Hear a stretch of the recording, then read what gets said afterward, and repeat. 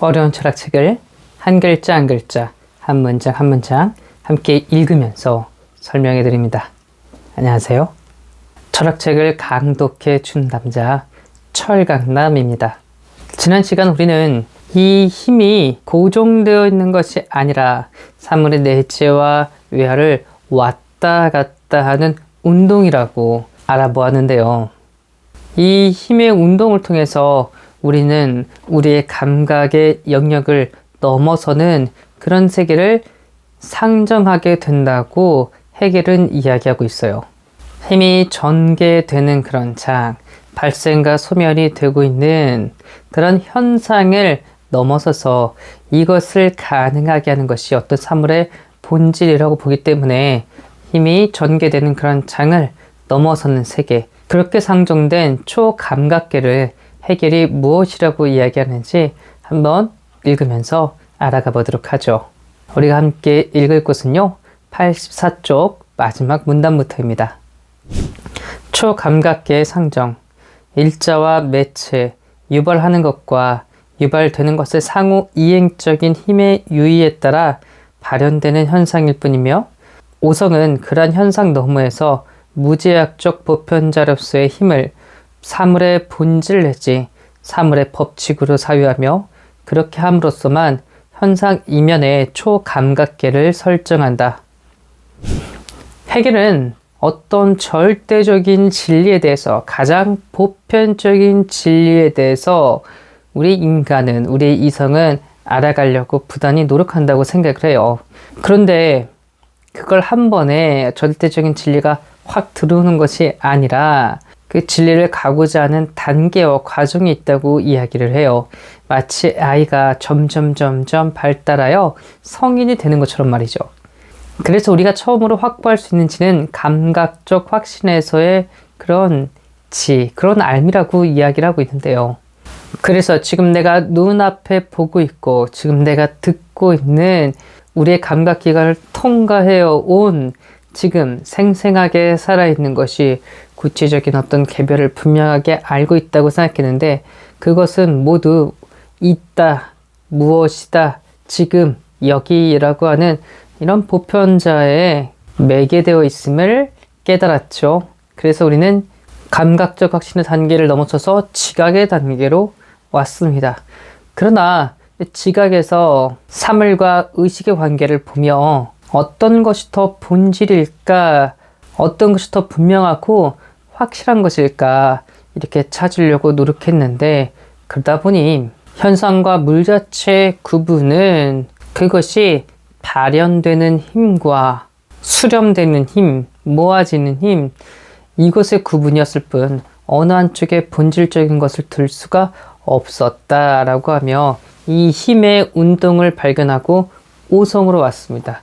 이 오성 단계에서 발견한 힘의 운동이 자연스럽게 보편적 매개자가 되어서 초감각적인 세계를 상정하게 된다고 헤겔은 이야기하고 있네요. 감각적으로 드러난 개별 현상에만 주목하는 감각적 확신이나 지각과 달리 오성은 사물의 내면을 자기 복귀적 힘으로 의식하지만 그 사물의 내면을 자기 자신으로 자각하지는 못한다. 아직 스스로를 개념으로 자각하지 못하고 개념을 대상으로만 의식하기 때문에, 따라서 오성에 있어서 사물의 내면은 현상 너머의 피안이며 오성의식 자신에 대해서도 자신 너머의 피안으로 간주된다. 오성의 단계에서 우리가 물 자체와 현상을 나누고 구분한 것은 결국 힘의 운동이었을 뿐이네 라고 했다고 하여 오성으로 모든 인식이 완성되었다라고는 할 수 없다고 헤겔은 이야기하고 있어요. 왜냐면요, 여전히 오성 단계에서는 저 힘을 무엇으로 파악하고 있다고요? 나의 의식이 아닌 대상의 의식으로서 생각하고 있기 때문이랍니다. 즉, 물 자체와 현상으로 구분되는 건 내가 구분한 건데 마치 대상이 그렇게 구분되는 것처럼 나누고 있대요. 그래서 여전히 눈에 보이는 사물은 그 사물 너머에 어떤 피안적인 세계, 본질적인 세계가 있을 거라고 여기고요. 그걸 의식하는 나도 지금 경험하는 나를 넘어서는 그런 피안의 세계가 있을 거라고 의식하고 있대요. 오성은 사물의 내면을 끊임없이 생멸 변화하는 무한한 현상 세계 너머의 피안적 실제, 현상 독립적인 힘의 법칙으로서 간주하며 이 법칙의 세계를 현상과 구분되는 또 하나의 영역으로 설정한다. 자기 구별과 그 구별의 지향으로 진행되는 끝없는 변화의 현상 영역에 대해 그것을 가능하게 하는 법칙을 초감각계로 평온한 법칙의 영역을 실체화하여 설정하면서 그것만을 자신의 진리로 고집하는 것이다. 오성에게는 이런 법칙의 세계만이 진리로 간주된다. 오성은 이렇게 힘이 발화되었다, 자기 복귀되었다, 수렴되었다, 왔다 갔다 하고 있으니까 이렇게 힘의 운동이 있다면 그것을 가능하게 하는, 그걸 유발시키게 하는 어떤 세계가 존재하겠네. 어떨 때 힘이 발현되고 어떨 때 힘이 자기 복귀될까? 이것을 가능하게 하는 그런 영역이 있겠네. 그걸 바로 평온한 법칙의 영역이라고 해요. 바로 힘이 이렇게 저렇게 운동할 수 있게 만드는 어떤 힘의 법칙이 존재한다고 오성은 여긴대요. 자, 무한하게 변화되고 무한하게 달라지고 어떤 걸 규정하자마자 다시 새롭게 자신을 바꾸고 있는 그런 힘의 운동에서 우리는 어떤 보편적인 진리를 찾을 수 있을까요? 네, 왠지 카오스, 혼란만 가득할 것 같네요.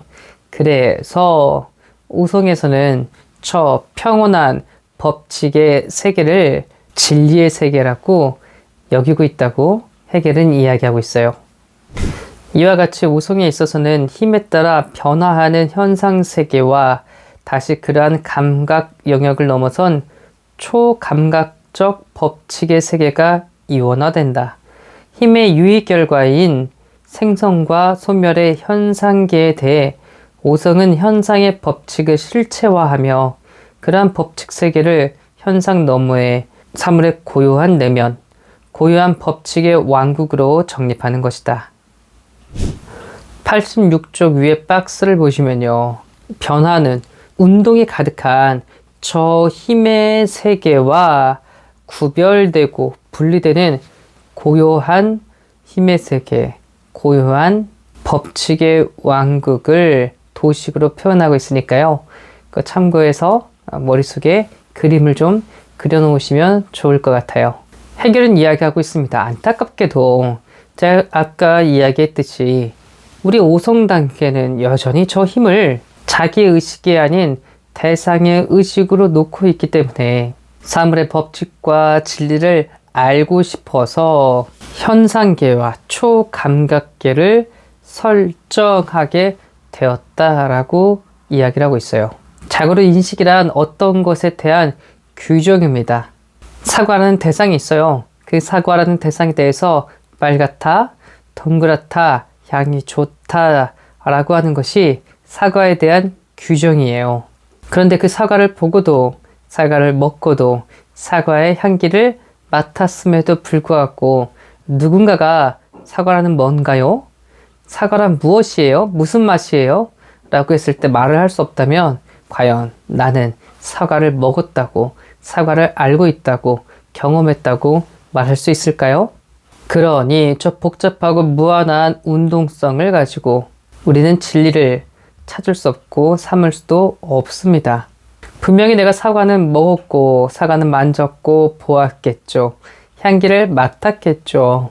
그러나 그것을 규정하지 않는 한은 내가 경험은 있지만 정말 변화한 다양한 힘의 운동처럼 그런 운동들은 가지고 있지만 그걸 이렇게 저렇게 규정할 수가 없다는 겁니다. 이렇게 저렇게 파악할 수가 없어요. 설명할 수가 없어요. 그러므로 우리는 초감각계를 초오성이 설정할 수밖에 없었다라고 이야기하고 있네요. 제가 자주 느끼는 건데요. 해겔의 철학은 이렇게 좀 붕붕 난다고 해야 될까요? 뭔가 구체적이고 명확하기보다는 오히려 우리의 생각과 사고 실험을 많이 요구하는 것 같습니다. 그러니 어려운 용어에 주눅 들지 마시고 대신 이렇게 저렇게 마음껏 생각하면서 마음껏 사유하면서 될 때라 되라 하면서 가시는 게 좋을 것 같아요. 책 제목은 정신형상학인데 이걸 읽을 때는 그렇게 보시면 안 되고 정신 이상학이라고 생각하고 그냥 우선 읽고 오는 게 해겔의 철학인 것 같습니다. 그러면 오늘도 이렇게 어려운 책 저와 같이 읽느라고 너무나 수고하고 애쓰셨습니다. 감사합니다.